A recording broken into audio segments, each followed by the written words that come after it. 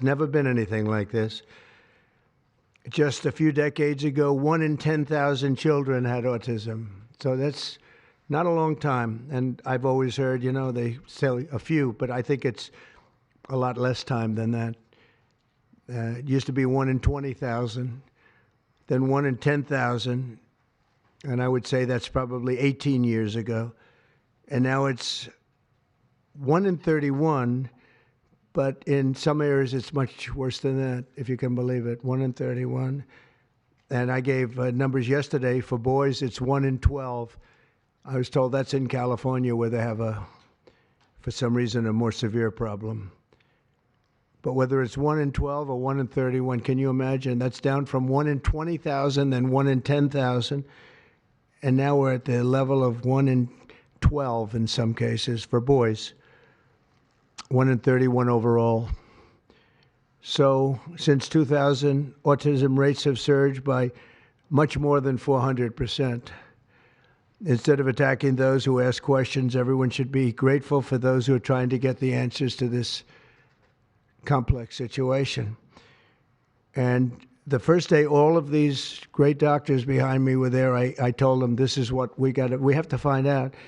Because when you go from 20,000 to 10,000, and then you go to 12, there's something artificial. They're taking something. And by the way, I think I can say that there are certain groups of people that don't take vaccines and don't take any pills that have no autism. That have no autism. Does that tell you something? That's currently, is that a correct statement, by the way? There are some studies that suggest that, with the Amish, for example. The Amish, yeah, virtually. I heard none. See, Bobby wants to be very careful with what he says, and he should, but I'm not so careful with what I say. But you have certain groups. The Amish, as an example, they have essentially no autism. First, effective immediately, the FDA will be notifying physicians that the use of let's see how we say that. Acetaminophen. Acetaminophen. Is that okay? Which is basically commonly known as Tylenol, during pregnancy can be associated with a very increased risk of autism. So taking Tylenol is not good. All right, I'll say it. It's not good. For this reason, they are strongly recommending that women limit Tylenol use during pregnancy unless medically necessary. That's, for instance, in cases of extremely high fever, that you feel you can't tough it out, you can't do it. I guess there's that. It's a small number of cases, I think. But if you can't tough it out, if you can't do it, that's what you're going to have to do. You'll take a Tylenol, but it'll be very sparingly. It can be something that's very dangerous to the woman's health. In other words, a fever that's very, very dangerous, and ideally a doctor's decision, because I think you shouldn't take it. And you shouldn't take it during the entire pregnancy. They may tell you that toward the end of the pregnancy, you shouldn't take it during the entire. And you shouldn't give the child the Tylenol every time he's born and he goes and has a shot. You shouldn't give a Tylenol to that child. All pregnant women should talk to their doctors for more information about limiting the use of this medication while pregnant. So ideally, you don't take it at all, but if you can't tough it out, or if there's a problem, you're going to end up doing it. The other thing that I can tell you that I'll say that they will maybe say at a little bit later date, but I think when you go for the shot, you do it over a 5-time period. Take it over 5 times or 4 times, but you take it in smaller doses and you spread it out over a period of years. And they pump so much stuff into those beautiful little babies. It's a disgrace. I don't see it. I think it's very bad. They're pumping, it looks like they're pumping into a horse. You have a little child, little fragile child, and you get a vat of 80 different vaccines, I guess, 80 different blends, and they pump it in. So ideally, a woman won't take Tylenol. And on the vaccines, it would be good instead of one visit where they pump the baby, load it up with stuff. You'll do it over a period of 4 times or 5 times. I've been so into this issue for so many years just because I couldn't understand how a thing like this could happen. And it's artificially induced. It's not like something that when you go from all of those, healthy babies to a point where I don't even know structurally if a country can afford it. And that's the least of the problems. To have families destroyed over this is just so terrible.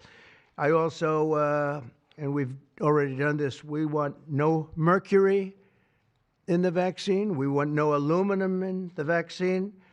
The MMR, I think, should be taken separately. This is based on what I feel, the mumps, measles, and all the 3 should be taken separately. And it seems to be that when you mix them, there could be a problem. So there's no downside in taking them separately. In fact, they think it's better, so let it be separate. The chicken pox is already separate because when that got mixed in, I guess they made it 4 for a while, it really was bad. So they make chicken pox. Individually, they're okay. When you mix them, something maybe happens. So there's no downside in doing it. It's not like, if you do it, bad things. No, it's only good side. And it may not have that much of an impact, but it may have a big impact. So let those be taken separately. And then hepatitis B is sexually transmitted. There's no reason to give a baby that's almost just born hepatitis B.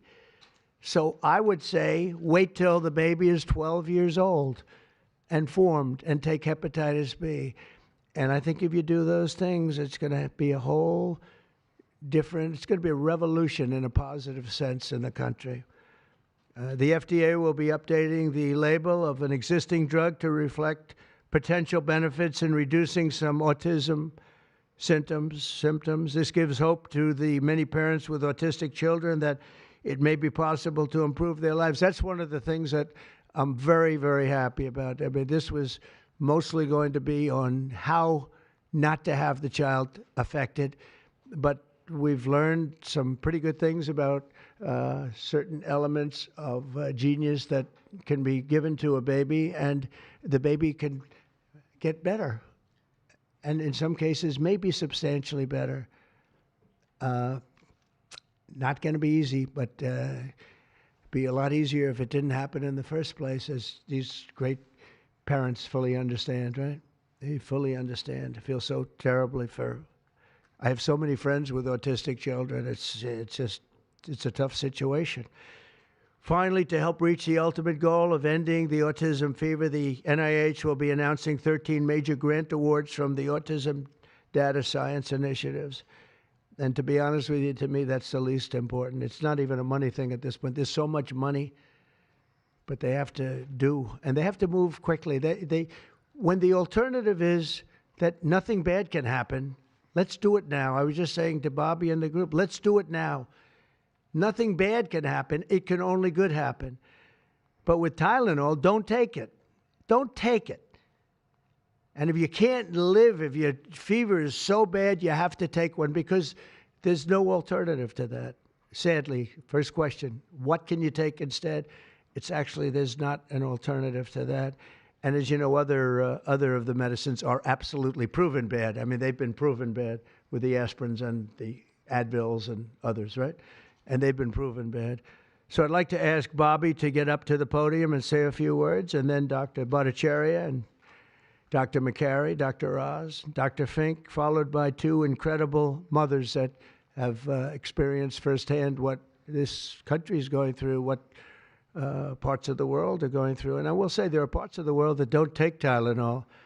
I mean, there's a rumor, and I don't know if it's so or not, that Cuba, they don't have Tylenol because they don't have the money for Tylenol, and they have virtually no autism, okay? Tell me about that one.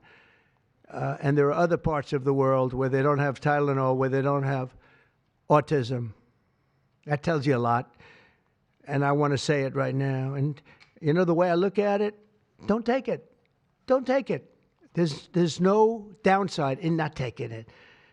So I'd like to ask Bobby to come up and say a few words. I hope I didn't ruin his day, but that's the way I feel. I've been very strong on the subject for a long time. You know, life is common sense, too. And there's a lot of common sense in this, and I wish things like this were brought up. And this group has worked so hard on it, but I'd like to be a little bit more, a little speedier in the process of a recommendation, because there's no harm in going quicker. There's absolutely no harm. At worst, there's no harm. Thank you very much. Bobby, please. Thank you, Mr. President.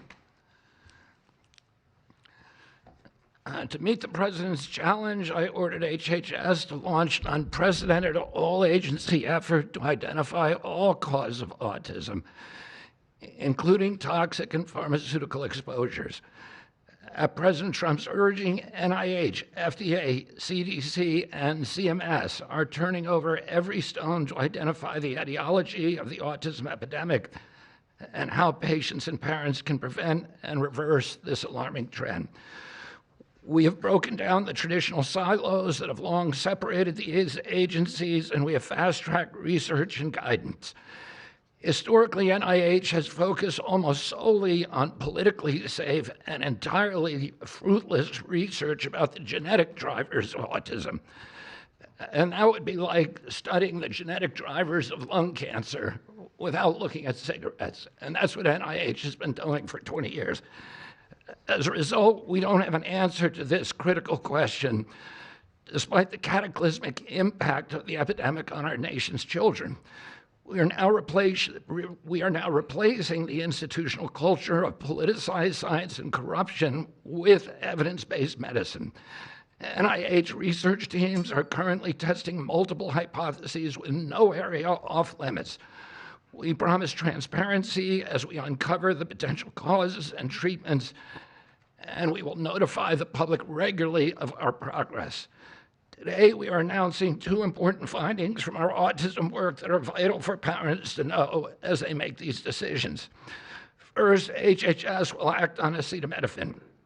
The FDA is responding to clinical and laboratory studies that suggest a potential association between acetaminophen use during pregnancy and adverse neurodevelopmental outcomes, including later diagnosis for ADHD and autism. Scientists have proposed biological mechanisms linking prenatal acetaminophen exposure to altered brain development. We have also evaluated the contrary studies that show no association. Today, the FDA will issue a physician's notice about the risk of acetaminophen during pregnancy and begin the process to initiate a safety label change. HHS will launch a nationwide public service campaign to inform families and protect public health. FDA also recognized that acetaminophen is often the only tool for fevers and pain in pregnancy, as other alternatives have well-documented adverse effects. HHS wants, therefore, to encourage clinicians to exercise their best judgment in the use of acetaminophen for fevers and pain in pregnancy by prescribing the lowest effective dose for the shortest necessary duration and only when treatment is required. Furthermore, thanks to the politicization of science, the safety of acetaminophen against the risk of neurodevelopmental disorders in young children has never been validated. Prudent medicine, therefore, suggests caution in acetaminophen use by young children, especially since strong evidence also has associated it with liver toxicity. Some studies have also found the use of acetaminophen in children can potentially prolong viral illnesses. FDA will drive new research to safeguard mothers, children, and families. In addition to a possible acetaminophen connection to autism for pregnant women, infants, and toddlers, our research has revealed that folate deficiency in a child's brain can lead to autism. We have also identified an exciting therapy that may benefit large numbers of children who suffer from autism. Peer-reviewed literature has documented that up to 60% of folate-deficient children with ASD can have improved verbal communications if given leucovorin. I have instructed NIH, FDA, and CMS to help doctors treat children appropriately. Jay will help tell that story, which started with sound science, the kind that restores faith in government. This announcement also represents a historic collaboration between NIH, FDA, CDC, and CMS. We expect this to be the first of many announcements over the coming years that deliver actionable information to parents on underlying cause of autism and the potential paths for prevention and reversal. Finally, autism is a complex disorder with multifactorial etiology. We are continuing to investigate a multiplicity of potential causes with no areas of taboo. One area that we are closely examining, as the President mentioned, is vaccines. Some 40 to 70% of mothers who have children with autism believe that their child was injured by a vaccine. President Trump believes that we should be listening to these mothers instead of gaslighting and marginalizing them like prior administrations. Some of our friends like to say that we should believe all women. But some of these same people have been silencing and demonizing these mothers for 3 decades because research on the potential link between autism and vaccines has been actively suppressed in the past. It will take time for an honest look at this topic by scientists. But I want to reassure the people in the autism community that we will be uncompromising and relentless in our search for answers. We will perform the studies that should have been performed 25 years ago. Whatever the answer is, we will tell you what we find. We are researching this issue to all 3 agencies. Jay will discuss one of our research initiatives at NIH. This model of unleashing unbiased, depoliticized, gold standard scientific research and academic freedom to deliver actionable information to prevent and reverse disease will be a model for the framework to deliver similar results for many other chronic conditions that plague Americans. Jay? Thank you, Secretary Kennedy, and thank you, President Trump. Thank you very much. I'm proud to announce today that the NIH has launched the Autism Data Science Initiative to turbocharge autism research, devoting an additional $50 million to the cause of studying autism. Nearly 250 research teams from across the country applied, sent in their applications, and were peer-reviewed by the NIH review panels. The NIH peer reviewers chose the 13 best projects focused on root causes and therapies, with replication and validation studies to guarantee gold standard science. The studies feature a new kind of science called exposomics, where scientists consider environmental and medical factors, nutrition, events during pregnancy, in combination with biology and genetics to answer vital questions about autism. Science like this, conducted in partnership with families and physicians, is the best way to arrest and reverse the autism epidemic. Autism spectrum disorder encompasses a very wide range of symptoms, ranging from mild difficulties with social interactions to profoundly autistic children who experience severe disabilities in speech and behavior. Given this wide range of symptoms across the spectrum, it seems certain that there will be a wide range of biological contributors to explaining the cause. The great thing about the new NIH initiative on autism is that scientists will use rigorous advanced methods in causal inference, machine learning, organoids, and other fresh approaches to the problem.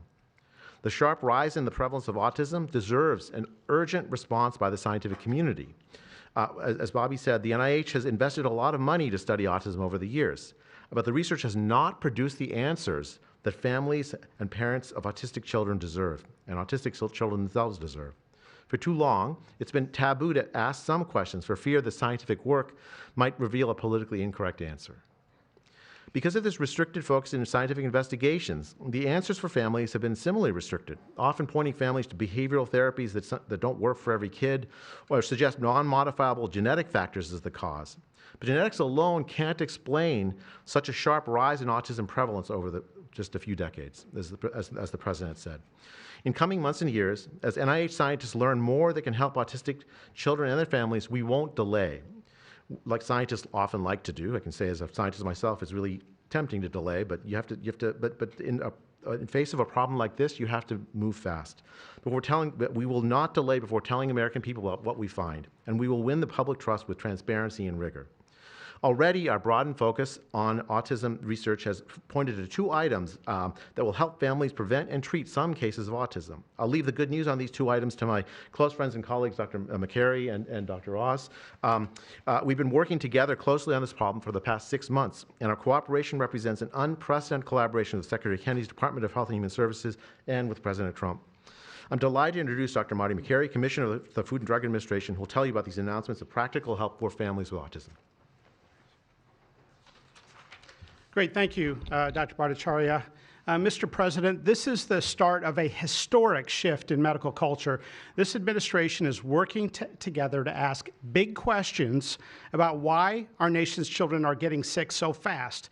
Too often, medicine is doing small little studies, giving us answers we already knew. But we've got to make a difference. You've given us a charge to identify root causes, and we are not going to stop so that we can end the suffering we are watching. And if you've seen a kid with autism, with severe autism, it's hard to watch. Kids get frustrated, they get angry, they can be crying because they want to speak and they can't speak. It's hard to watch, and it may be entirely preventable. For an epidemiologist, that child is an expanding statistic, but for a child, it can be brutal to have autism. Today, the FDA is taking action to update the label on acetaminophen and sending a letter to all U.S. doctors letting them know about the risks in pregnancy. We now have data we cannot ignore. There's a very large study, the Boston Birth Cohort, with researchers that have, from Johns Hopkins, my former institution, and Boston University, found quote-unquote consistent associations between acetaminophen in pregnancy and autism. And the Nurses' Health Study with researchers from Yale, Columbia, and Harvard looking at 9,000 kids found that acetaminophen use in pregnancy was associated with neurodevelopmental disorders. And 4 weeks ago, a Mount Sinai Harvard study reviewed all the existing literature and found the overwhelming body of evidence points to an association. Sure, you'll be able to find a study to the contrary. That's how science works. But to quote the dean of the Harvard School of Public Health, there is a causal relationship between prenatal acetaminophen use and neurodevelopmental disorders of ADHD and autism spectrum disorder. We cannot wait any longer. And honestly, there's been this perfunctory, reactionary, mindless practice in medicine. I learned it in medical school and residency. Just treat all fevers, low-grade fevers, treat them with acetaminophen. Why? What are we doing? A study out of Hopkins actually showed that treating a fever can prolong the duration of illness in a young kid. Maybe that's because a fever is a body's natural way of ridding an infection. When my wife was pregnant and delivered our son a few months ago, they pushed her to take acetaminophen for a low-grade fever. She said no, and then they looked to me and I said, absolutely no. I'm also here to announce good news. Today, the FDA is filing a Federal Register notice to change the label on an exciting treatment called prescription leucovorin so that it can be available to children with autism. You know, autism may also be due to an autoimmune reaction to a folate receptor on the brain, not allowing that important vitamin to get into the brain cells. It's a fairly established, mature pathway. Again, we have a duty to let doctors and the public know. We are going to change the label to make it available. Hundreds of thousands of kids, in my opinion, will benefit. One study found that with kids with autism and chronic folate deficiency, 2/3 of kids with autism symptoms had improvement, and some marked improvement.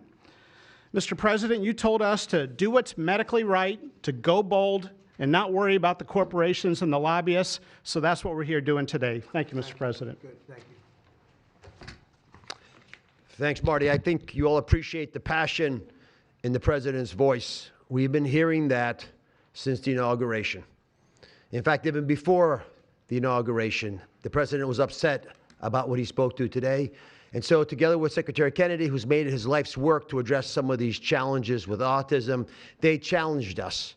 In fact, they were harsher than that. They wanted no silos, to break down what the NIH would do, what the FDA would do, what CMS would do. They insisted that the physician leaders bust through the clutter because their agencies had the power. If we didn't do what every other prior administration had done, which is to let people function within their siloed environments. Because of that, in historic fashion and a very accelerated manner, we have a response today to the autism crisis. It is the first of several chapters, but this is breaking news. You've heard some of it.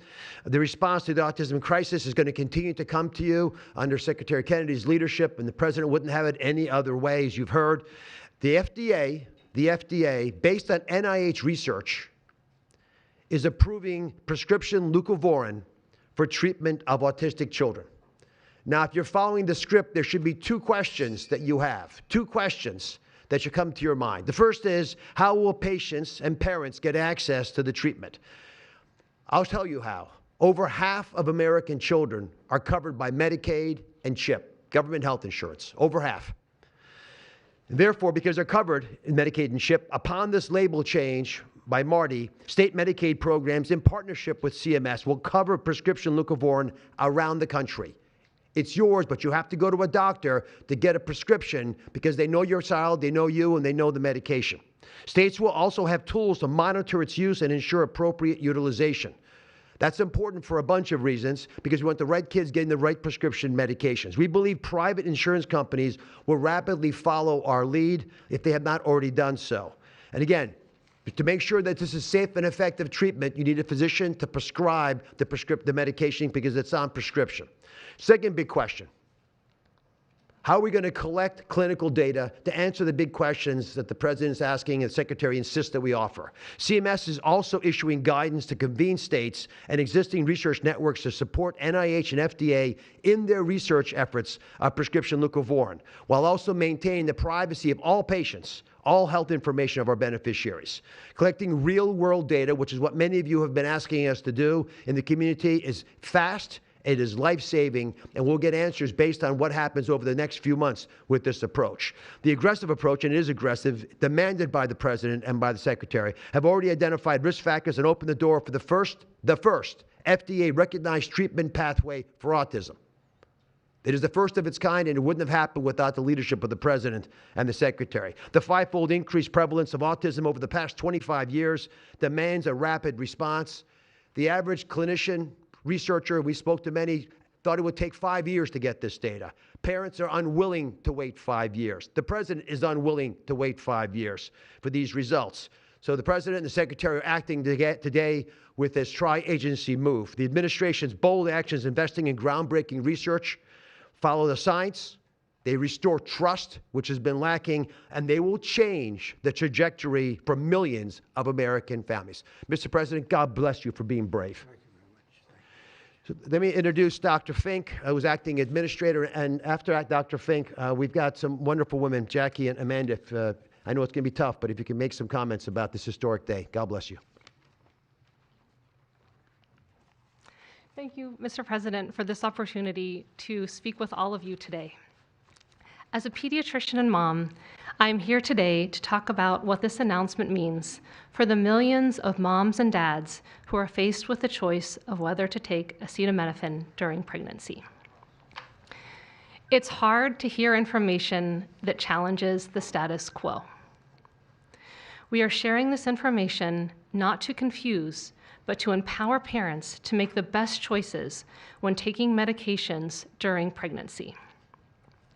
We are all concerned about the rising rates of neurodevelopmental disorders, including autism. President Trump and Secretary Kennedy are dedicated to radical transparency so that patients have the best, most up-to-date information. We are also sharing this information with our nation's doctors, and we encourage you, as always, to consult with your doctor to make the best decision for you. All too often, it's easy to think that medicines we buy without a prescription pose little to no risk for the mom or the baby. As you heard today, pregnant women who need high fever or pain reduction during pregnancy should take the lowest effective dose of acetaminophen for the shortest possible duration. Most women will not meet these indications during their pregnancies. I am encouraged by these developments today because it is another example of our commitment to the American people to leave no stone unturned in improving the health of our nation's children.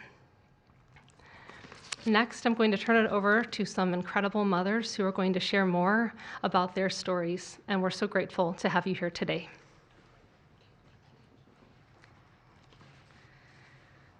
Thank you. Thank you, Mr. President and team, for all your work. This is an historic day, and I'm thankful to be here. I have a son who's 5 who is profoundly autistic, and you've probably heard if you've met one autistic child, you've met one autistic child. It's a spectrum, which I don't think the spectrum is helpful, but that's another conversation. He is an amazing little boy, a blessing from God. He's marvelous. He can count to 1,000. He knows all of his letters and the sounds they make and a word for each one. But he also has a lot of obstacles. He is nonverbal. He can say those numbers and letters, but there's no communication. Unless you've lived with profound autism, you have no idea. You have no idea. He, like you said, he will get frustrated because he can't speak. It's not even that he can't speak. Sometimes he just doesn't understand what I'm saying. He understands the word no, but he doesn't understand the why behind the no. And that's a huge part of discipline. That's the discipline. So it's very hard to discipline a child with autism, so you have these behaviors. And it's a very hopeless feeling. It's very isolating being a parent with a profound autistic child. Even just taking them over to your friend's house is something we just don't do because, again, they're going to be met with no, no, no, and no understanding of why. And then there's a meltdown. And then you're in a situation where you're just helpless and you're just trying to protect your kid. So it's just better not to do it. You learn your limits, and it's been really hard. This is amazing that we're here today. And no one has been able to point to anything to say this is what caused it, and you can't point to that and say it didn't cause it. I have no idea. I'm completely open. I'm not blaming anything, but I'm open to the discussion and the fact that there's work being done to find answers. I'm very grateful. I was already excited to vote for Mr. Trump anyway, Mr. President, but when we got word of RFK doing his work, I was ecstatic. I could not wait for this work to be done, that somebody would try to find us some answers. I'm just very grateful. I pray for my son every day and hope that he can get the help that he needs. And just thank you. Thank you. Thank you very much. Thank you, Johnny. You take care of yourself.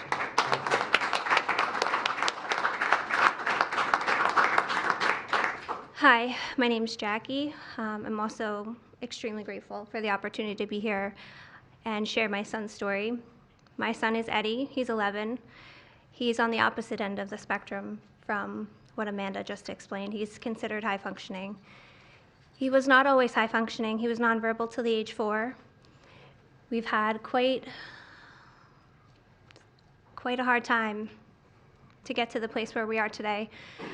I am just so grateful to President Trump and the entire administration for finally listening to moms who have been crying out for help, for answers for years. I've met so many other moms with children on the spectrum in the 9 years since my son's diagnosis, and they all have very similar stories. And they've all just wanted somebody to listen, to not ridicule them or look at them like they were the crazy people. It's hard when you don't have doctors that take the time to really listen and find out when the change happened and what change happened. And it's just, I've been praying for this day for 9 years, and I'm so thankful to God for bringing the administration into our lives. And I'm speechless. This day is a day I never thought would happen. I thought that we would never have an administration that was courageous enough to look into things that no prior administration had. So I'm just here to express my gratitude, and I am looking forward to what comes from this, and hopefully we just get more answers. So thank you. Thank you very much. So I just want to say acetaminophen is basically Tylenol, essentially, because I noticed that term is used throughout this conference. So it's essentially Tylenol. And I just recommend strongly that you don't use Tylenol unless it's absolutely necessary. I understand it's maybe 10% of the women that are pregnant are, would perhaps be forced to use it. And that would mean you just can't tough it out. No matter what you do, you can't tough it out. So that's up to you and your doctor. But there's a very strong recommendation, maybe stronger from me than from the group, because they're waiting for certain studies. I just want to say, I want to say it like it is. Don't take Tylenol. Don't take it. If you just can't, I mean, it's fight like hell not to take it. There may be a point where you have to, and that you have to work out with yourself. So don't take Tylenol. Other things that we recommend, or certainly I do anyway, is, and it's so important to me to see the doctor 4 times or 5 times for a vaccine.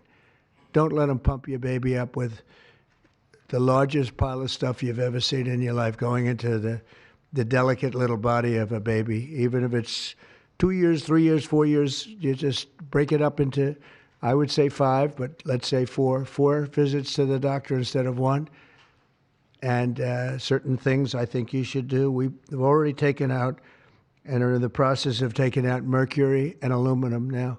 You know what mercury is. You know what aluminum is. Who the hell wants that pumped into a body? And there were rumors about both of them for a long time. But we're having them taken out. We're having them taken out of the vaccines. Hepatitis B, again, that's sexually transmitted. And we think you should wait. I think you should wait till 12. You know, I'm making these statements from me. I'm not making them from these doctors, because when they talk about, different results, different studies, I talk about a lot of common sense. And they have that too. They have that too, a lot. But I recommend the hepatitis B. Take it at 12. Sexually transmitted. You don't have to give it to the baby when the baby's 2 years old. And there are a lot of theories on that, but not when they're 12. Doesn't seem to be a problem at all. The MMR and the chickenpox. Chickenpox has already been broken out. It's a singular shot.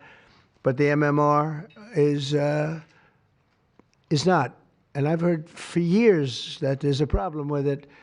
But they say that there's no problem if you do each shot separately, not put together.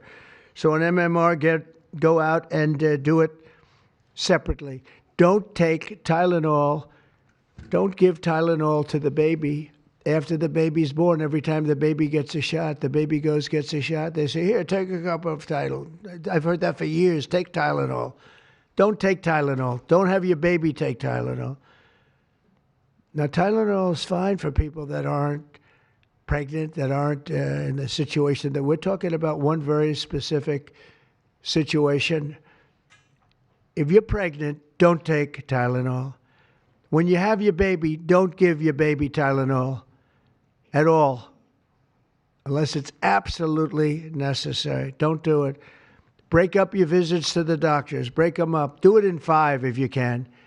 Now, it's inconvenient. It's inconvenient. Oh, you got to have to go back another year later. You're going to go back each year for 4 years, 5 years, 3 years. Just break it up. Break it up, because it's too much liquid. Too many different things are going into that baby at too big a number. The size of this thing, when you look at it, it's like 80 different vaccines and beyond vaccines, and 80. Then you give that to a little kid. I mean, I can tell you that I had a woman who worked for me, a beautiful, wonderful woman, worked in Trump Tower, and she had the most perfect child. Beautiful, just perfect. And I remember this little blonde-haired boy running around the lobby of Trump Tower, so healthy and so vibrant. And I said, that's great. And one day I came in and she was crying her eyes out behind the counter. She worked at the front desk. She was crying her eyes out. I've never, as much as I've ever seen anyone distraught, she was. I said, "Are you okay? What happened?" My boy, I've lost my boy." "What does that mean, your boy?"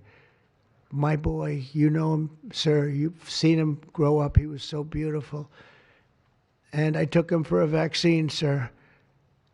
And he developed this unbelievable, I think she said 107, 108. You know, it goes well beyond when this happens. It goes up to 106, 107, 108. You know, we hear 105 and you're in trouble, but it just goes up to a level that you never hear about, but it goes up very high. And it's fried. They get fried. She said, I took him, he developed an unbelievable temperature. And I've lost him, sir. He's gone. And then I saw the boy. It was so tragic to see. That was the following day. After the vaccine. And I've seen it 2 other times, and I think 3 other times, but 2 other times, where they go to the doctor and they get the vaccine, they get the shot. The kid is, badly hurt. Let's be nice, badly hurt.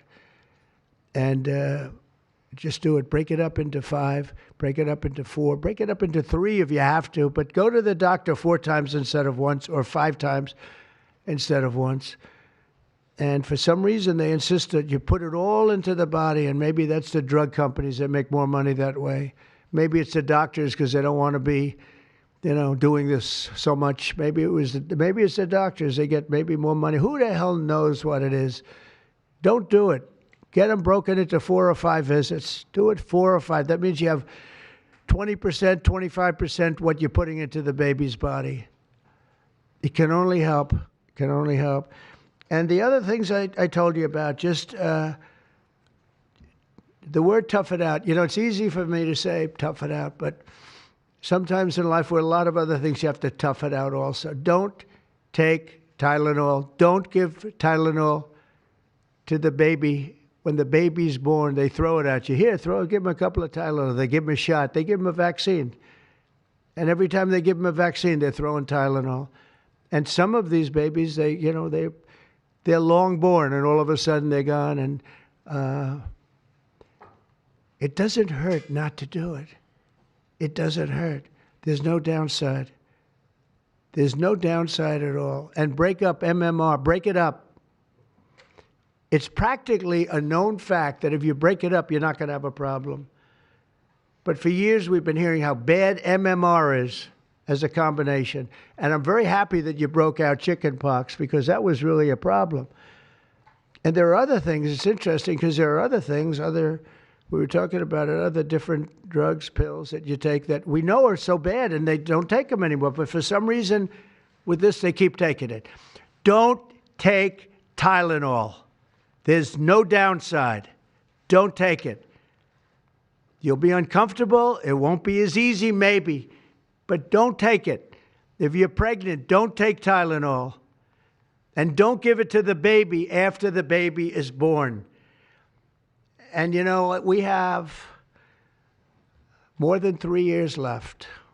And I told Bobby and the doctors behind me, and they are so committed to this, I told them that this is the number one thing I want to do from you. And we have something else called Favored Nations, where I'm going to be reducing drug prices by 1,000%, by 900, 600, 500, 1,200.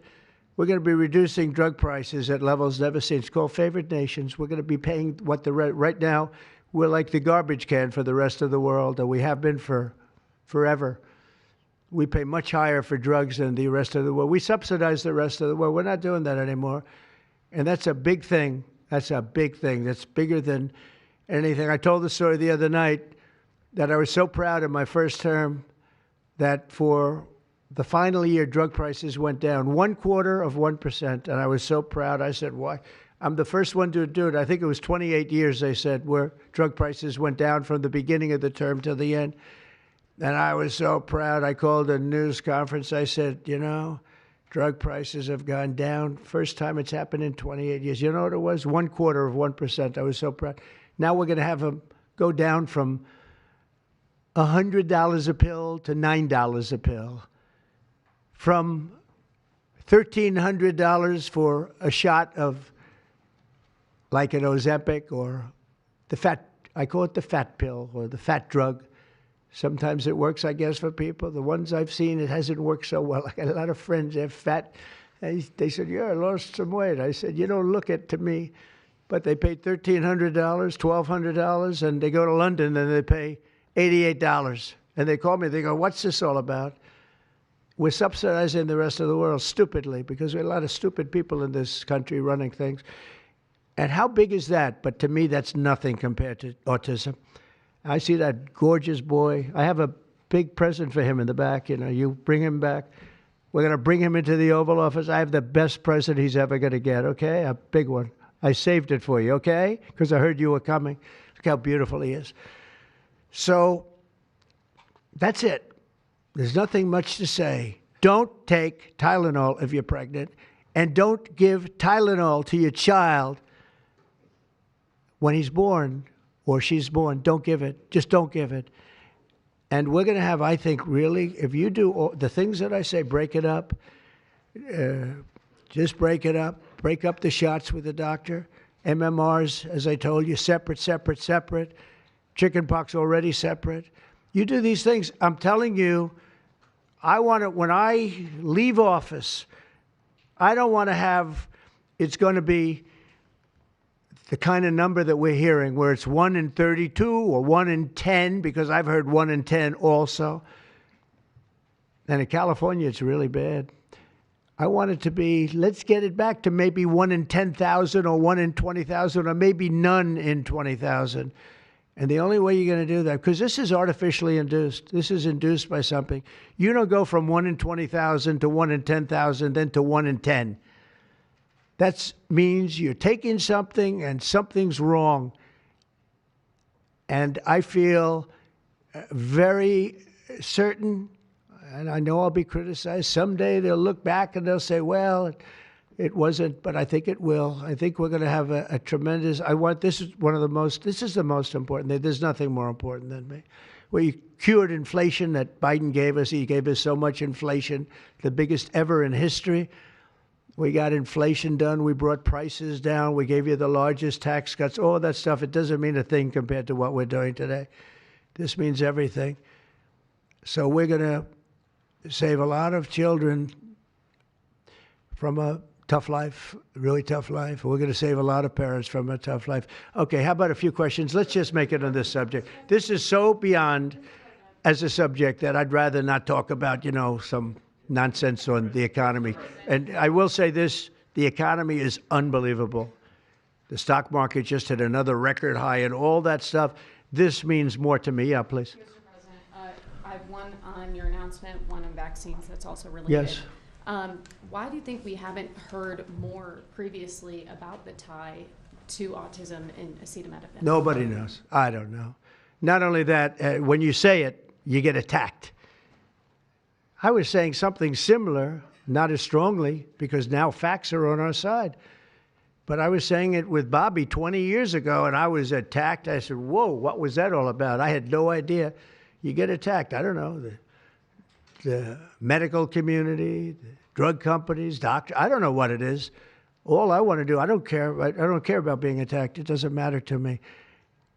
I believe that the numbers at the end of our term or shortly thereafter could be really phenomenal. I want it to go up just like it came down to this horrible level. 1 in 10, 1 in 12. I was told 1 in 10. I was told 1 in 12. Today I heard 1 in 31 if you add the girls and the boys together. It's crazy. And it was 1 in 10,000 and 1 in 20,000. It's not even sustainable for a country. You want to know the truth. And there are other places that don't have it. And they have things in common. And that's called medical research. Yeah, please. Mr. President, I'm curious as you look at the trend lines, yeah, how much of this is the causation of acetaminophen and how much is sort of better diagnosis, doctors, researchers having a better understanding of what is on the autism spectrum? Do you want to do that? Sure, go ahead. That's one of the canards that has been promoted by the industry for many years, that it's changed diagnostic criteria, better recognition. But there's been study after study done of that completely debunks that. One of them by the Mind Institute at UC Davis, University of California. But also it's just common sense, because you're only seeing this in people who are under 50 years of age. If it were better recognition or diagnosis, you'd see it in 70-year-old men. I've never seen this happening in people my age. I've never seen a case of full-blown autism, and that means profound autism. I want to be very careful. Head-banging, stimming, toe-walking, nonverbal, non-toilet trained. I've never in my life seen a 70-year-old man who looks like that. You're only seeing it in the kids. It's an epidemic. Thank you, Mr. President. I was hoping that you could clear up confusion for moms and dads across America, many of whom voted for you. There's a statement that was put out by the American College of Obstetricians and Gynecologists, and in their statement, they write, acetaminophen remains a safe, trusted option for pain relief during pregnancy, and that's at odds with what you said and with what many of the experts say. How do you clear up this confusion? That's the establishment. They're funded by lots of different groups. And you know what?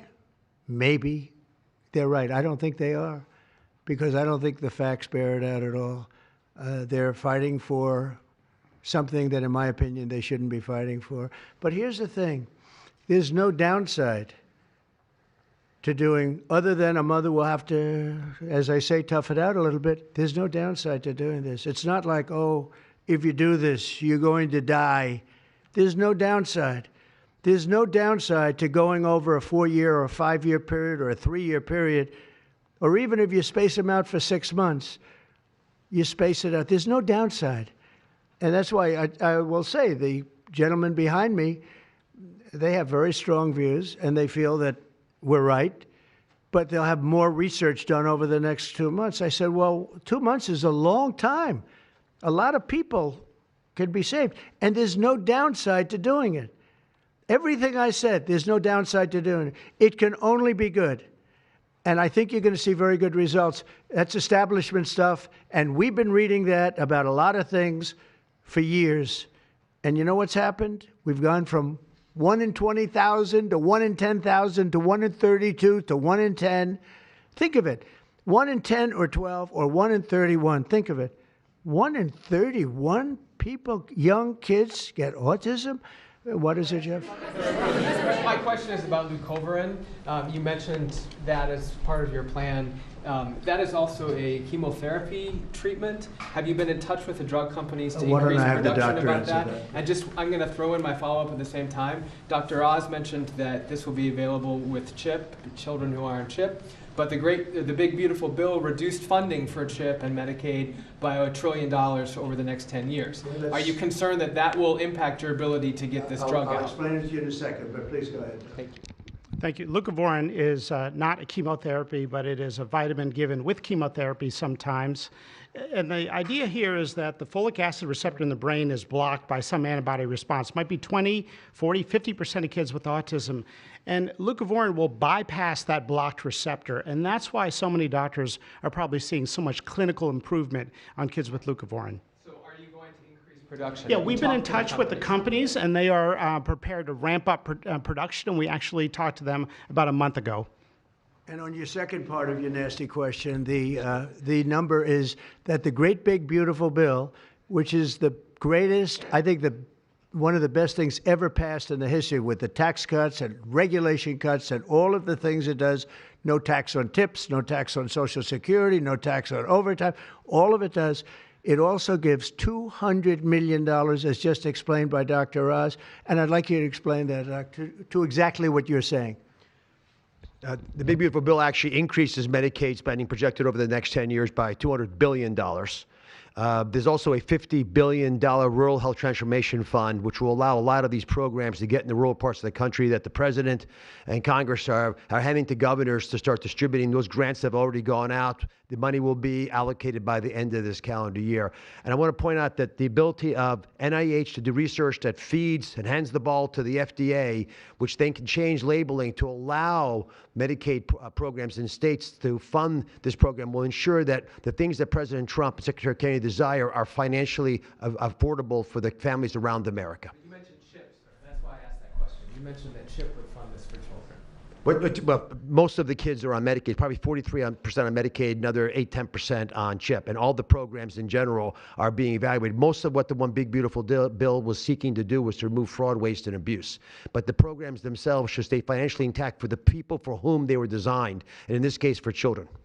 And the only thing we cut, so that's $200 billion positive. The only thing we cut was for fraud, waste, and abuse, of which there was a lot in this country, and nobody minds that. Yeah, please. Mr. President, you said that there is no reason to give newborn babies hepatitis B vaccines, but hepatitis B can be contracted not just through sexually transmitted diseases, it can come from needles to open wounds. So when you say you feel, is that appropriate to be telling? I think it's absolutely appropriate. I think they should wait till they're 12 years old. Yes, please. Mr. President, thank you all for being here. You've been talking about reducing autism by spacing out vaccines. Would you like other combined vaccines babies receive to be spaced out, like MMRV? What is this again? You've been talking. Speak up, please. Sir. You've been talking about reducing autism by spacing out vaccines. Right. Correct. Would you like the other combined vaccines babies receive to be spaced out, like MMRV? I would say yes, but that just is, for me, it's a lot of common sense involved in this. It's a process, but we're looking, but it should at least be given separately. Now, it's possible that you can reduce them and I'd give them in small doses, but it's possible maybe in that particular case, the MMR wouldn't work in small doses, but you can certainly give them as separate shots.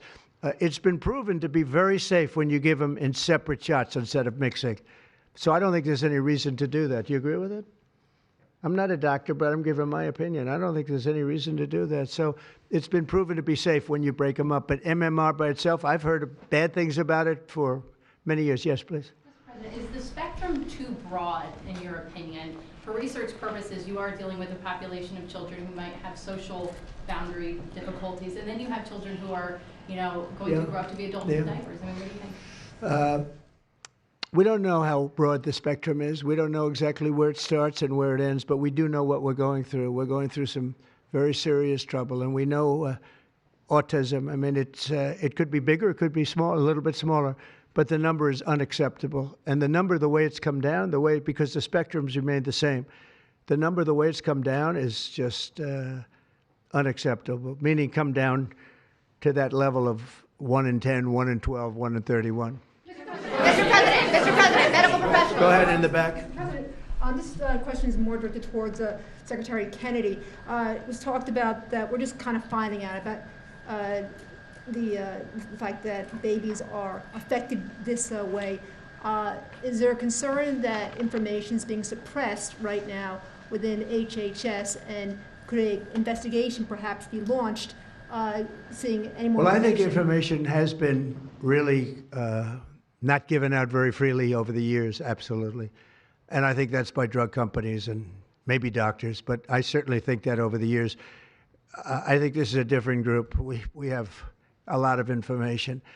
And that information, I mean, it's the information that we have that we're making these statements. And I'm making them out front, and I'm making them loud, and I'm making them strongly not to take Tylenol, not to take it. Just don't take it unless it's absolutely necessary, and there's not too many cases where that will be the case. And again, what's the worst? The worst is nothing can happen. It's very positive. That's a positive thing. But I don't believe I don't actually believe that's possible. I think the results are going to be amazing. I want to see amazing results by the time I leave this beautiful building. And I will consider this, I believe, with the wars, I've stopped 7 different wars. I've saved millions of lives. I've done a lot of things. This will be as important as any single thing I've done, because I know ladies, beautiful ladies just like this that are going through the same thing. and it's not easy, and I admire you for being able to do it. But I admire him too. I wish I had a face that looked like that. If I looked like him, I would have been president a long time ago. Is widely used in other countries too. As you make this announcement, do you expect your decision may affect I other hope they countries? follow it, yeah. I hope they follow it. Yeah, other countries are, sell Tylenol. Some countries don't. I mean, I hear Cuba, now, again, you'll have to check this out, but I hear Cuba doesn't have it because it's very expensive. And they don't have the money to have it, or they don't want to spend the money to have it. They don't have Tylenol. And I hear they have essentially no autism. So you'll have to check it out. Yeah, right. Medical professionals have warned No, for I decades. said, no, not you. You're CNN. You're fake news. Go ahead, Brian. Thank you, Mr. President. I want to go back to the Amish community, if I can, just for a second. I recently saw a man from Minnesota, an Amish man from Minnesota, on a podcast, and the host asked him what the rates were for like ADHD and autism, and he had no idea about ADHD, didn't know that it existed, and certainly didn't know of any cases. What are they doing? It doesn't exist with the Amish community, and they don't take all of this junk. It doesn't exist. That tells you, doesn't that tell you?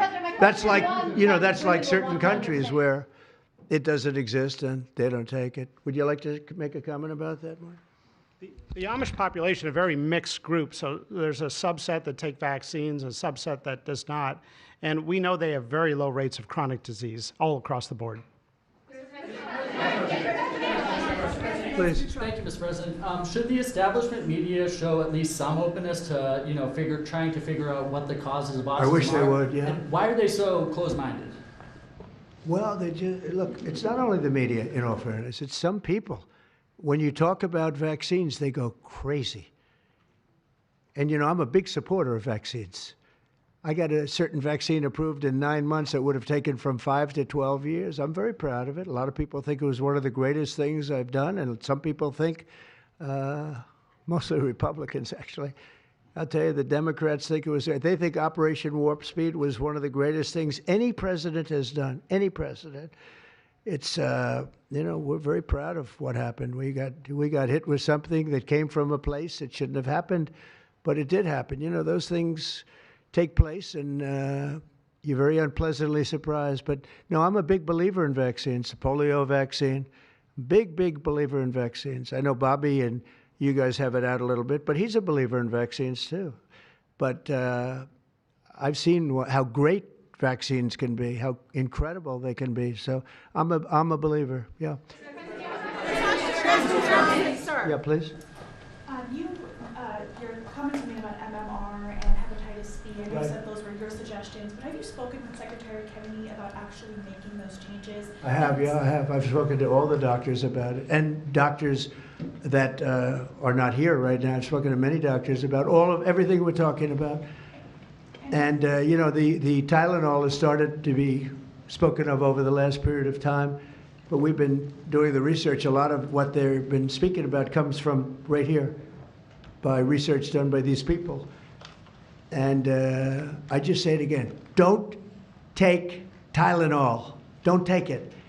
And don't give it to your child after your child is born. And do all those other things, little things, just spread out your visits, et cetera, on the vaccine. And I want to thank everybody. This is a very important day. Thank you very much.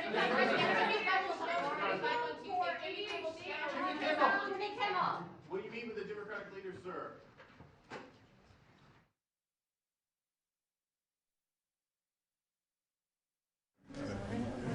He's not going to answer my